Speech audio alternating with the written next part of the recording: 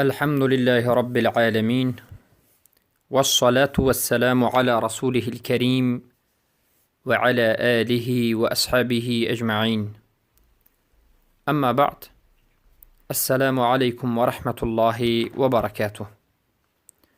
بإذن الله سبحانه وتعالى این حلقه 98 از آموزش کلمة التوحید لا اله الا الله محمد رسول الله می باشد که معنیش نیست معبود برحق بجز الله و محمد صلی الله علیه و سلم رسول الله هستند.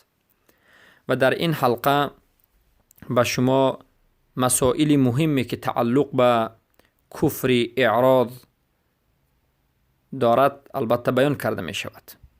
مسئله و موضوع اول این است که آیا انسانی که اعراض کرده است از سبب جهل، یعنی از سبب جهل شریعت را ترک کرده است، از شریعت بیخبر مانده است، تعلیم نگرفته است، عمل نکرده است، شریعت را تعلیم نگرفته است، حرام حلالش را نمیداند، حکمهای شریعت را نمیداند و عمل هم نمی کند. یعنی این معروف است، اعراض و التولی، روی گردانده است، اما سببش جهل است، نه قصدن از سبب جهل باشد. آیا جهل عذر می شود؟ انسان جاهلی که معرض هست، اعراض کرده است، آیا عذر می شود که جهلش عذر باشد؟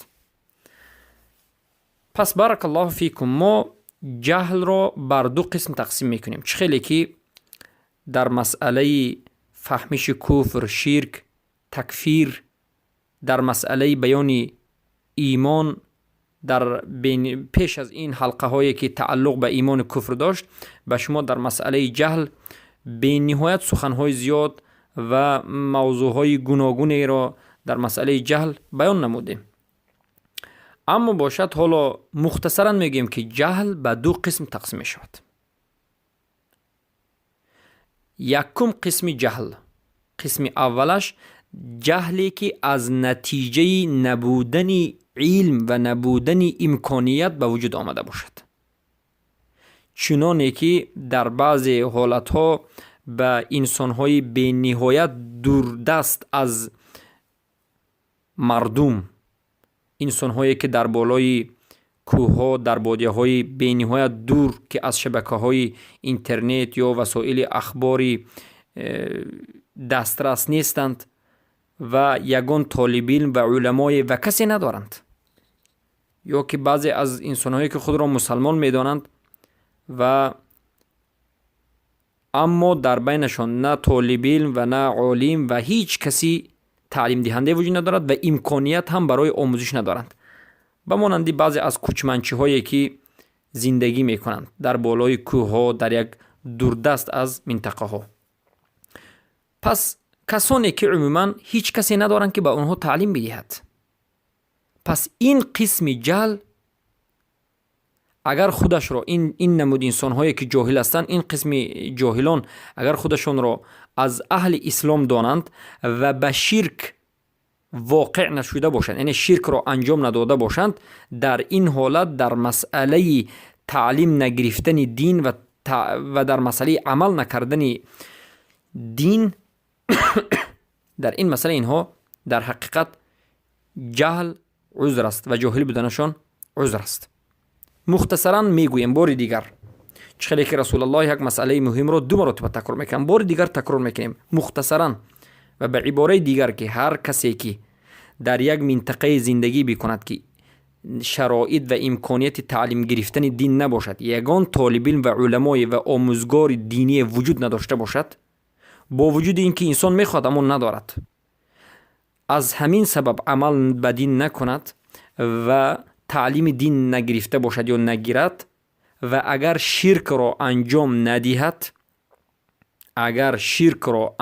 ندهد، پس انسان عذر دارد. اگر شرک را انجام ندهد و اگر البته نماز را خواند، در این حالت عذر جهل است. اگر در این حالت گفتیم جهل عذر است و این انسان رو تکفیر کرده نمی شود و این انسان رو کافر گفته نمی شود. چرا که عذر دارد، عذرش جهل است. در حالتی که شرک رو انجام داده نباشد، شرک نکند، به نزد قبر رفتن، به نزد سحر رفتن، به غیر الله استغاثه گرفتن و طلب حاجت کردن نداشته باشد، اگر این عملهای شرک رو انجام بدهد کافر است، معروف است. برای اون که در مسئله شرک جهل عذر نیست.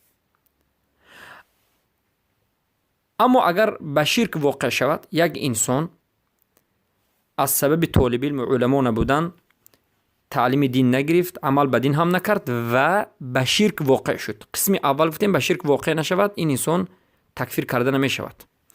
اما اگر به شرک واقع شود، این انسان رو تکفیر کرده می شود و این انسان کافر است و به این انسان بعضی از احکام های کفر جاری می شود. دونید وقتی که ما یک انسانی که خود را به اسلام نسبت می دهد و را تکفیر می کنیم به سبب شرک، نه همه احکام کفر به وی جاری می شود. خوب دقت بدهید، چرا که مرجئه های جهمی و غلات و غیره در این مسائل بینها جاهلند و بیخبرند و نمیدانند و بسیار مسئله ها رو به همدیگر آمیخته میکنند و اهل سنت رو طعنه به خوارج میکنند که این صفت جهمی ها از پیدایشش تا امروز است. پس بارک الله فیکم، شما خوب دقت بدید و ببینید، هر کسی که خود را به اسلام نسبت بدهد، هر کسی که بگوید که من مسلمانم اما به شرک واقع شود، شرک را انجام بدهد، این انسان کافر است و بعضی از احکام های کافر به بالایش جاری می شود. نه همه حکمی که به کافر داده می شود به بالای این جاری می شود، بعضی از احکام های کفر به این چی می شود؟ جاری می شود. به مانند نکاح، در مسئله نکاح جاری می شود. چخیل کسی که به شرک واقع شد، مرتد شد، زنش اگر مسلمه باشد طلاق است. این زن مسلمه باید از این انسان دور بشود. به مانند چخیل گفتم نکاح، یعنی به این زنی مسلمه داده نمی شود. به این چنین انسان مشرک زنی مسلمه دادن حرام است. اگر زنش مسلمه باشد طلاق است. یا که در مسئله میراث هم به انسانی که مشرک است و کافر است، میراث حکمش حکم کفر که شد، میراث داده نمی شود. یا که نماز خواندن بر وی، نماز جنازه، به این چنین انسان نماز جنازه خواندن می شود. یعنی در همین احکام حکم این انسان کفر است. یا که در مسئله خوردن گوشتش، یعنی گوشتی که ذبح میکند، ذبح کرده اش، این انسان یک چروای را ذبح کند خوردن نمیشه، چرا که مرتد است. خوردن گوشت مرتد یعنی خوردن اون گوشتی که اون حیوانی که مرتد ذبح میکند حرام است. این بعضی از احکام کفر است. اما در مسئله قتل، چگونه که مشرک بودیستی که خودش رو به اسلام نسبت نمیدهد خونش حلال است، بعد از این مالش حلال است، این انسانی که خود را مسلمان میداند و شرک میکند خونش حلال و مالش حلال نمیشود. یک باره باید این رو هم برادران درست فهمند، موحدین، یک باره پیش از قیام حجت در مسئله کشتن، قتل کردن و در مسئله حلال کردن خونش یا که حلال کردن مالش، تمام علمای اهل سنت و جماعت میگن که جهل عذر است. بار دیگر تکرار میکنم، یک انسان خود را مسلمان بگوید، اگر شرک را انجام ندهد و اعراض داشته باشد، عمل نکند و تعلیم نگیرد و تعلیم عمل نکند، در این حالت این کافر گفته نمیشه، چرا که شرک نکرده است و عذر، یعنی برای اون که امکانیت ندارد، عالم ندارد، هیچ کسی ندارد. اما اگر شرک را انجام دهد کافر است. اما وقتی که ما این رو کافر میگوییم، آیا مثل عیناً دیگر کافرها است یا که این دیگر نمود کافر است؟ ما میگیم این کافر است، اما کافری که در بعضی مسائل مثل کافر است، نه در همه مسائل. یعنی وقتی که یک انسان رو کافر گفته می شود که خود رو به اسلام نسبت می دهد، از سبب جهل به شرک رفته است، در مسئله حکم کافر گفتن جهل عذر نیست، کافر است. اما مثل دیگر کافرها نیست، کافر از هم دیگر فرق دارد. البته در مسئله این که به این نماز جنازه خونده نمی شود، در قبرستان مسلمان گورانیده نمی شود، ذبح کردهش خورده نمی شود، به این مسئله سلام داده نمی شود، نکاح زنی مسلمان داده نمی شود، میراث کرده نمی شود یا میراث نمی گیرد، اما در مسئله قتل کشتن این مثل دیگر کفر، البته کشتنش حرام است، ممکن نیست، یا که حلال کردن مالش ممکن نیست، چرا که جهل عذر است. پیش از اینکه این انسان کشته شود یا پیش از اینکه مال این انسان گرفته شود، پیش از این باید قیام الحجه کرده شود، ابلاغ الحجه یا که قیام الحجه حبس کرده می شود، 1 روز 2 روز 3 روز و دلیل رسانیده می شود که تو ای بنده که خود را مسلمان میدونی تو شرک را انجام میدی، فلان و فلان عملی تو شرک است و دلیل از قرآن و از سنت. و شاید چی کند؟ یک بار توبه کند، چرا که جاهل بود، گوید که من در حقیقت خطا کردم، توبه کردم و این عمل را دیگر نمی کنم و این مسلمان می شود. اما اگر بعد از این که این حجت رسیده شد باز در همین شرکش باقی ماند، بعد از این قتل کرده می شود و مالش حلال است.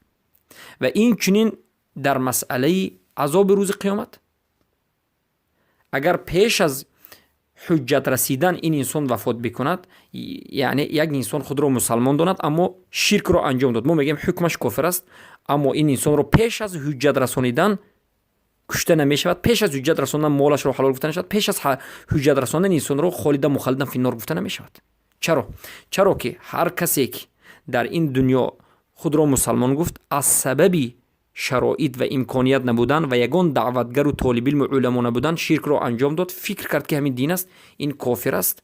اما در روز قیامت این در اختبار الله است، یعنی مثل دیگر کافرها یک بار دوزخ نمیرد، بلکه الله این چنین مشرک را و کافر را میسنجد از سبب اینکه این شرکش از سبب جهل بود، از سبب نبودن طالبین علما و دعوتگر حجت نرسیده بود. الله سبحانه و تعالی میگه و ما كنا معذبین حتی نبعث رسولا، ما یگان انسان را عذاب نمیدیم، یعنی به آتش دوزخ نمیاندازیم تا زمانی که به وی رسول نفرستیم. پس یک کسی که هیچ دعوتگر و رسول از جانب الله نآمد، شرک را انجام داد، خود را مسلمان گفت، اسلام را قبول کرد، شرک را نفهمید، پس الله در روز قیامت میسنجد، میگه به آتش داخل شو، یک آتش را نشون میدهد، اگر داخل شد پس این به جنت میرود. این دلالت میکرد که این انسان در روی دنیا در حالت زندگیش اگر حجت میرسید قبول میکرد، اما اگر به امر الله در روز قیامت اطاعت نکند، این دلالت میکند که این انسان در روی این دنیا اگر حجت رسد هم قبول نمیکرد، پس جایش دوزخ ابدالابد است.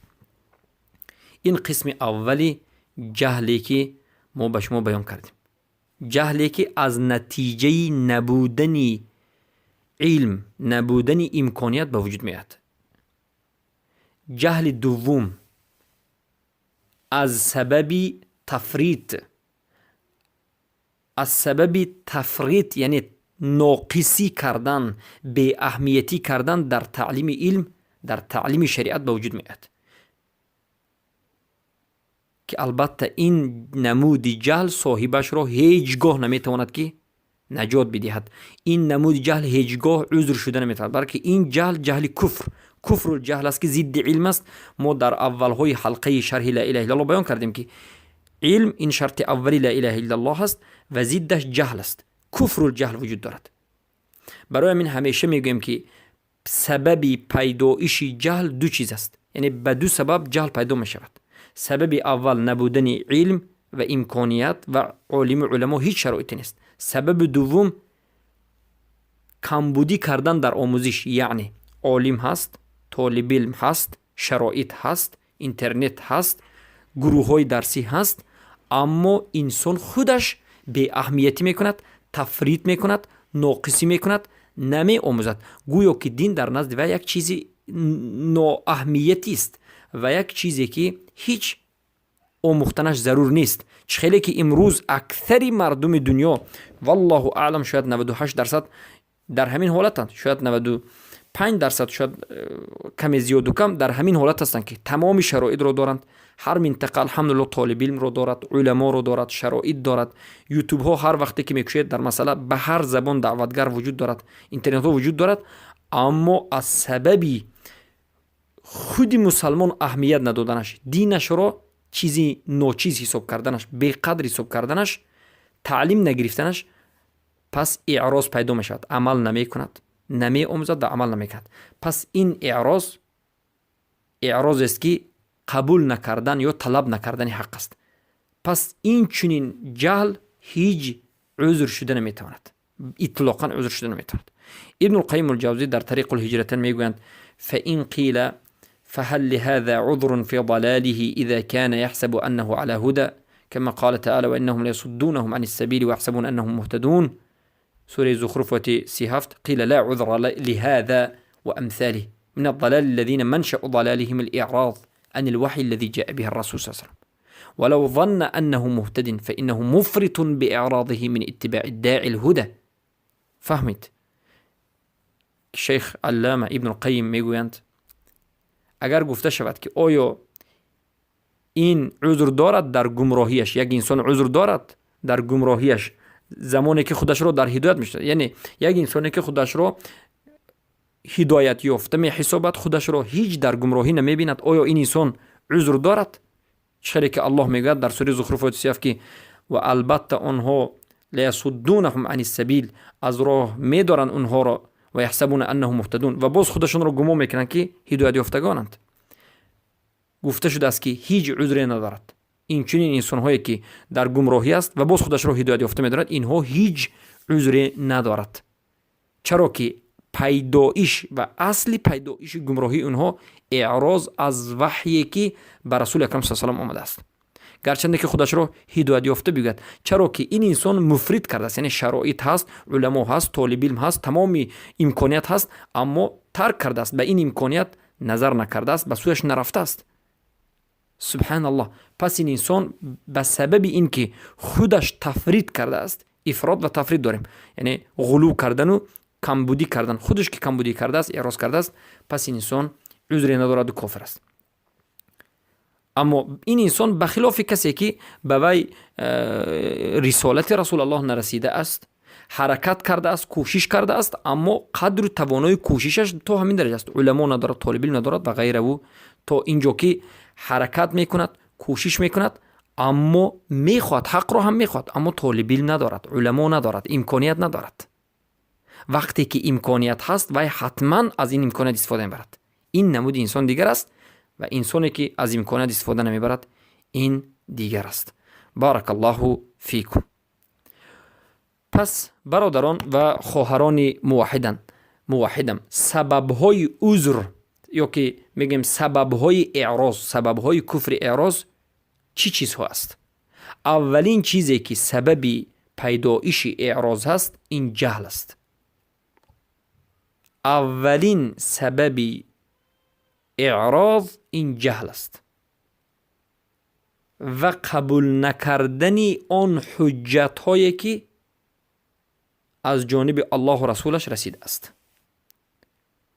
یعنی جهلی که سبب پیدایشش قبول نکردن است، جهلی که سبب پیدایشش کبر است یا که تفریط و به اهمیتی کردن است.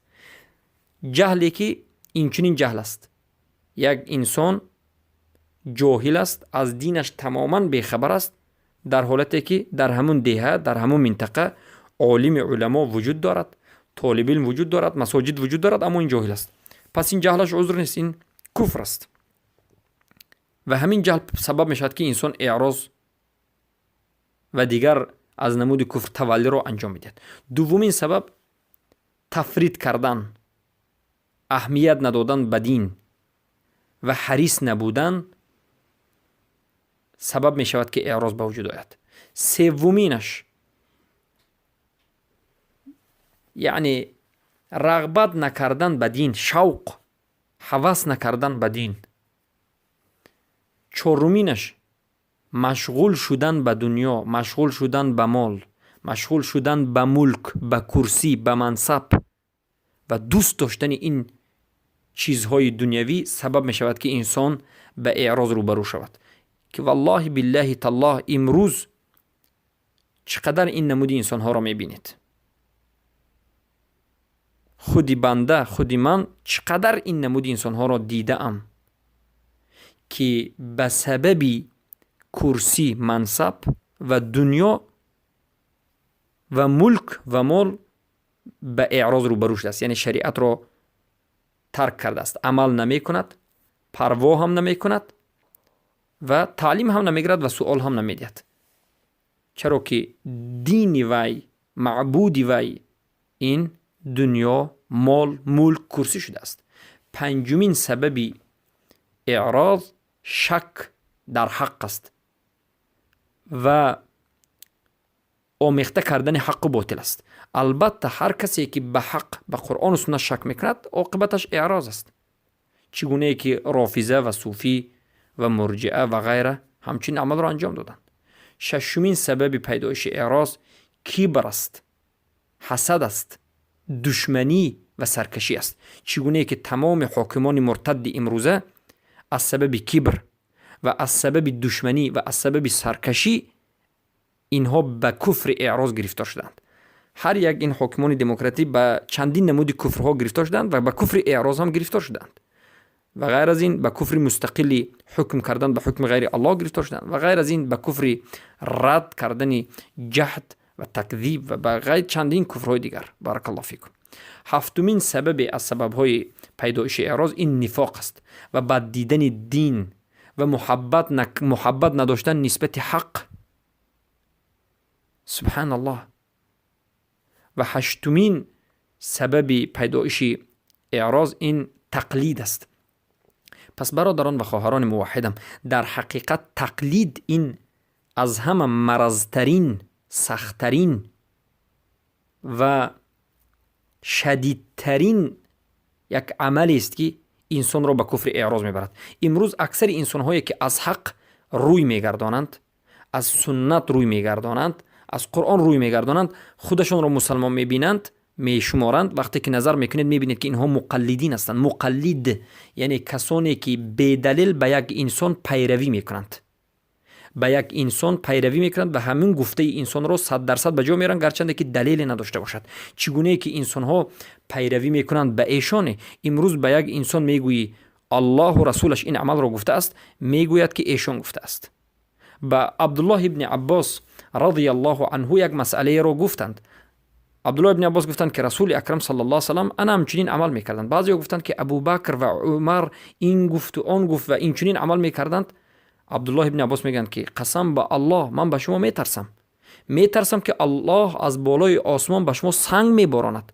من به شما میگم که رسول الله این طور میکردن، شما به من ابوبکر و عمر رو مثال میبرید. ببینید وقتی که سنت رسول الله آمد، ابوبکر و عمر بهترین انسان ها بعد از رسول الله، ابوبکر و عمر، در این حالت مقایسه کرده نمیشود.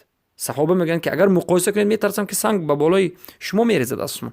امروز وقتی که سنت رسول الله گفته میشد، بعضی میگن ایشان، بعضی هم میگن کدام صوفیه و غیره و غیره. اعوذ بالله من ذلك. الله سبحانه و تعالی امر کرد که ما فقط و فقط از رسول الله پیروی بکنیم. پس تمام رافضه ها به سبب مقلد و تمام صوفی ها و تمام انسان های عامی به سبب تقلید کورکورانه بی علمانه و پیرو شدن به کسی، به همین کفر اعراض واقع می شوند که در حقیقت این یکی از سبب های سختترین پیدایش اعراض است. بارک الله فیکم. پس این بود مسئله بیان امروزه. اما مسئله این است که فرق بین امتناع و بین اعراض چیست و تولی. یعنی ما میگیم کفر امتناع داریم، یک نمود کفر. دومین نمود کفر کفر اعراض داریم. سومین نمود کفر کفر تولی داریم. ما البته بین کفر اعراض و تولی گفتیم کفر اعراض و تولی هر دوش یک نمود کفر است. اعراض عملی، تولی قلبی، یا که برعکس یکیشون اعتقادی، عملی و غیره میگن.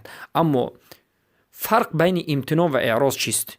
امتناع ترک کردن عمل یا که ترک کردن انقیاد و همین ترک کردن و اصرار نمودن، دوام به دوام کردن و آشکار کردن. امتناع گفتنی کفر الامتناع وقتی که میگوید ترک انقیاد رو آشکار کردن، آشکار دیده و دانسته، آشکار بر علا دوامناک ترک نمودن، این کفر امتناع است. اما کفر اعراض این کفر یعنی ترک کردن عمل اما نه در حالت اصرار، نه در حالت دوامناک، یا که نه در حالت علنی، نه در حالت آشکاری. بارک الله فیکم. این همیقه فرق دارد. پس برادران و خواهران موحدم، این بود یک مسئله مهم و بیان کفر اعراض و باذن الله در حلقه آینده مسائل دیگری که تعلق به کفر اعراض است و بینهایت بیانش مهم است به شما